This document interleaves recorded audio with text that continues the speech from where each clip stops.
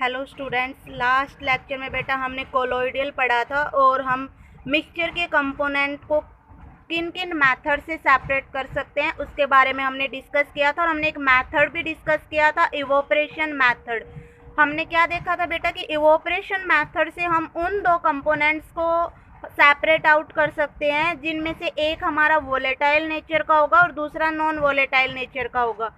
या हम ये कह सकते हैं कि हम उन दो कंपोनेंट को अलग कर सकते हैं जिसमें से एक हमारा इवोपरेट होता है and another doesn't go through evaporation process बेटा। जैसे कि मैंने इंक की बात की थी या साल्ट एंड वाटर की बात करी थी, तो मैंने कहा था इंक दो कंपोनेंट से एक्चुअली मिलके बना होता है, डाई और वाटर से। तो हमारी जो डाई होती है वो नॉन वोलेटाइल नेचर की होती है और हमारा जो वाटर होता है बेटा वो वोलेटाइल नेचर का होता है।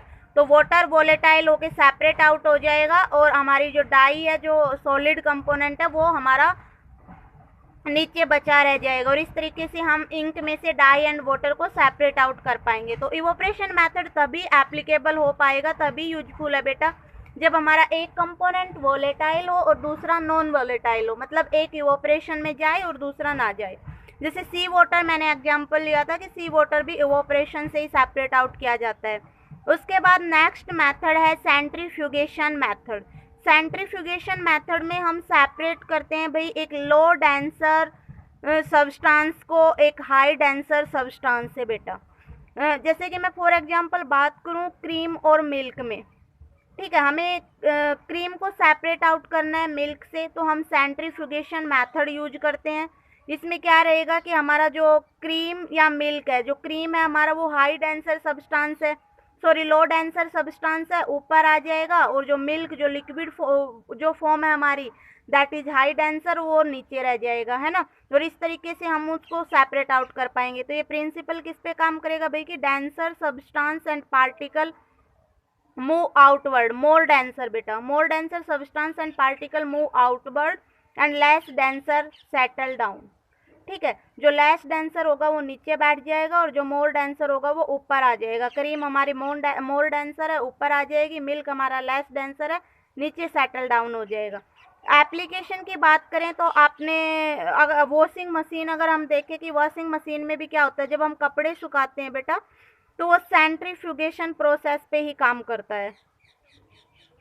उसके अलावा अगर हम और एप्लीकेशन देखें कि जो डायग्नोस्टिक्स लैब होती है हमारी, उसमें जब हम टेस्टिंग करवाते हैं कोलेस्ट्रॉल वगैरह लिपिड जो होता है उनके अंदर, ब्लड के अंदर, तो वो भी हम सेंट्रीफ्यूगेशन प्रोसेस से ही करते हैं। और क्रीम को मिल्क से में से या फिर बटर को कर्ड में से अगर हमें अलग करना है तो भी हम सेंट्रीफ्यूगेशन प्रोसेस ही यूज़ करते हैं। तो सेंट्रीफ्यूगेशन में बस आपको इतना याद रखना है कि एक लो डेंसर और हाई डेंसर सब्सटेंस को सेपरेट आउट किया जाता है। हमारा जो हाई डेंसर होगा वो आउटवर्ड मूव करेगा एंड जो लो डेंसर होगा वो नीचे सेटल डाउन हो जाएगा बेटा। और ये कुछ एप्लीकेशन थी जिसमें हम सेंट्रीफ्यूगेशन प्रोसेस यूज करते हैं, लाइक हमें बटर को या फिर क्रीम को सेपरेट आउट करना हो मिल्क से या कर्ड से, या फिर हमें कपड़े सुखाने हो वॉशिंग मशीन में, तो इन सब में हमारा सेंट्रीफ्यूगेशन प्रोसेस काम करता है बेटा। उसके बाद नेक्स्ट मेथड है सेपरेटिंग फनल। सेपरेटिंग फनल कब काम करता है, जब हमारे दो इमिसिबल लिक्विड हो। तो मैंने आपको बताया था कि लिक्विड को हम दो टाइप में डिफाइन कर सकते हैं, one is miscible and second is immiscible. Miscible liquid कौन से होते हैं बेटा, जो मिक्सअप हो जाएं, सेपरेट आउट, जिनको हम नॉर्मली ना कर पाए, है ना, मतलब कि कंप्लीट मिक्स हो, यूनिफॉर्म हो through out the solution like homogeneous, है ना। लेकिन जो इमिसिबल होते हैं वो मिक्स नहीं होते हैं। जैसे कि वाटर और ऑयल का मैं मिक्सचर की बात करूँ तो ऑयल को हम कंप्लीटली मिक्स नहीं कर सकते वाटर के अंदर, एक लेयर बन जाती है अलग वाटर के ऊपर ऑयल की, तो वो क्या है कि इमिसिबल लिक्विड है, वो कंप्लीट मिक्स नहीं होता है। तो इमिसिबल लिक्विड वो होते हैं जब हम दो लिक्विड को मिक्स करें तो वो कंप्लीट मिक्स ना होकर अलग अलग लेयर फॉर्म कर ले। तो separation kerosene oil from water, क्योंकि कैरोसिन ऑयल और वाटर को अगर मैं मिक्स करूंगी तो एक इमिसिबल लिक्विड मिक्सचर हमारे पास आ जाएगा। इनको हम सेपरेटिंग फनल मेथड से सेपरेट आउट कर सकते हैं। हम क्या करेंगे, take a mixture in funnel and mix allowed to stand so that it form two distinct layer. ये कह रहा है हम क्या करेंगे, उस फनल में उस मिक्सचर को लेंगे कैरोसिन ऑयल और वाटर के को, और थोड़ी देर के लिए हम उसको अनडिस्टर्ब छोड़ देंगे और हम देखेंगे कि दो अलग अलग लेयर बन गई है ऑयल और वाटर की बेटा। A beaker placed below and stop cork is open slow so that H2O fall into beaker. अब हम क्या करेंगे, ये हमने फनल ले लिया है जिसमें हमने देखा कि हमने वाटर और ऑयल लिया था और एक अलग लेयर बनी हुई है, ऊपर आपका ऑयल है, नीचे आपका वाटर है। हमने क्या किया, नीचे एक बीकर रख लिया है और हम इस कॉर्क को, यहाँ पे मैंने एक कॉर्क लगाया, इस कॉर्क को हम हटाएंगे और इस लेयर को नीचे आने देंगे, मीन्स पानी को बीकर में आने देंगे। उसके बाद जब हमारी ऑयल वाली लेयर आएगी हम कॉर्क को वापस लगा देंगे और इस तरीके से क्या होगा कि हमारा जो वाटर है वो बीकर में आ जाएगा और जो ऑयल है वो फनल में ही रह जाएगा बेटा। इस तरीके से हम दो इमिसिबल लिक्विड को सेपरेट आउट कर सकते हैं with the help of separating funnel. ठीक है, close the stop cock of the separating funnel as the oil reach the stop cock. ये कह रहा है जैसे स्टॉप कॉक की तरफ हमारा ऑयल पहुंचेगा हम इसको स्टॉप कर देंगे बेटा। Kerosene oil being lighter low density form upper layer.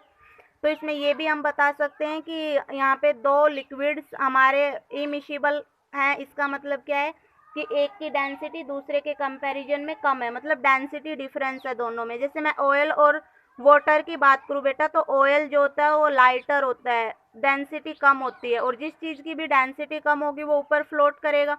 तो ऑयल की डेंसिटी कम है तो ये ऊपर रहता है और वाटर नीचे रहता है। तो हम कह सकते हैं कि सेपरेटिंग फनल से हम इमिसिबल लिक्विड को सेपरेट आउट कर सकते हैं या उन लिक्विड को सेपरेट आउट कर सकते हैं जिनमें डेंसिटी डिफरेंस हो, और लो डेंसिटी या जो लाइटर सब्सटेंस रहेगा वो ऊपर रहेगा और जो हमारा हाई डेंसिटी सब्सटेंस रहेगा वो नीचे रहेगा बेटा।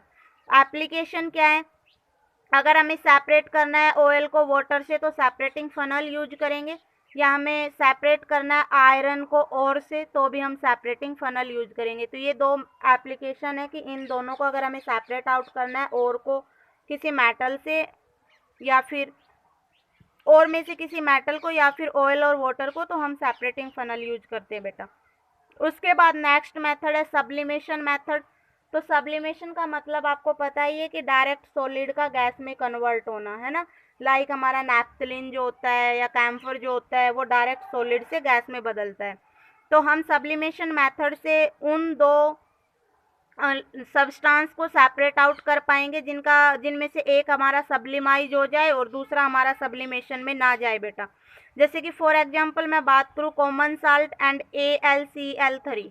तो कॉमन साल्ट और AlCl3 के मिक्सचर को हमें सेपरेट आउट करना था। तो हमने देखा बेटा कि कॉमन साल्ट और AlCl3 में से AlCl3 एल्यूमिनियम जो क्लोराइड है ये सब्लिमाइज हो जाता है बहुत ईजिली, मतलब ये डायरेक्ट सॉलिड से गैस में कन्वर्ट हो जाता है बेटा। तो हम इसमें कौन सा मेथड यूज करेंगे सेपरेट आउट करने के लिए, सब्लिमेशन मेथड। हम क्या करेंगे, जब इसको हीट करेंगे तो हमारा जो AlCl3 है एल्यूमिनियम क्लोराइड ये डायरेक्ट सॉलिड से गैस में कन्वर्ट हो जाएगा और हम उस गैस या वेपर को अलग कंटेनर में इकट्ठा करेंगे और वहाँ से फिर उसको कंडेंस कर देंगे। और कंडेंस करने का मतलब क्या है, उस वेपर को मैं वापस कन्वर्ट करूँगी लिक्विड में, है ना। हम उसको वहाँ से कंडेंस करेंगे और उस कंटेनर में हम AlCl3 को पाएंगे, ठीक है। और उधर हमारा जो दूसरा कंटेनर था जिसमें हम इन दोनों मिक्सचर को लेके चले थे वहाँ सिर्फ क्या बच जाएगा, कॉमन साल्ट बच जाएगा। और इस तरीके से हम कॉमन साल्ट में से AlCl3 को सेपरेट आउट कर सकते हैं। इस मेथड को यूज़ करते वक्त बस बेटा हमें एक ही कंडीशन का ध्यान रखना है कि जिस भी मिक्सचर के कंपोनेंट को आपको सेपरेट आउट करना है उनमें से एक का सब्लिमाइज होना जरूरी है, तभी आप इस मेथड को अप्लाई कर पाएंगे, है ना। अगर एक सब्लिमाइज होगा तो वो वेपर में जब कन्वर्ट होगा उस वेपर को दूसरे कंटेनर में हम इकट्ठा करेंगे और कंडेंस करके सेपरेट आउट कर पाएंगे।